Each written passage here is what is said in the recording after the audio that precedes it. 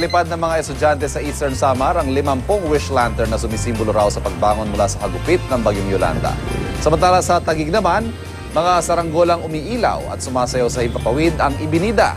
Narito ang report.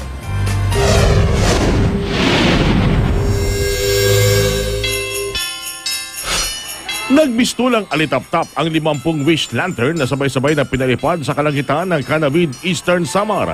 Kasabay ng paglipad nito, ang taimtim na panalangin ng bawat isa sa mabilis na pagbangon mula sa hagupit ng Bagyong Yolanda.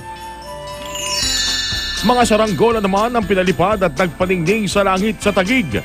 May sarili itong LEC at LED lights kaya para na rin itong dekorasyong pampasko sa ere. Pwede na rin itong pamalit sa fireworks display. Ligtas na, unique pa ang pagdiriwang ng Pasko. Sa Negros Oriental, may mga humahabol pa rin sa paglalagay ng mga Christmas display. Pinailawan na ang mga Christmas tree sa kanilang Christmas village. Kasabay nito ang pagdiriwang ng kanilang Lingganay Festival na ang ibig sabihin ay ringing of bell. Kasunod nito ang isang magarbong fireworks display. Pagbebenta ng simple at elegante Christmas decor naman ang pinagkakaabalahan ng ilang bata sa Davao City.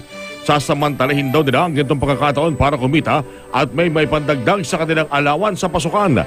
Mula sa pinulot na shells ang mga pangdekorasyon.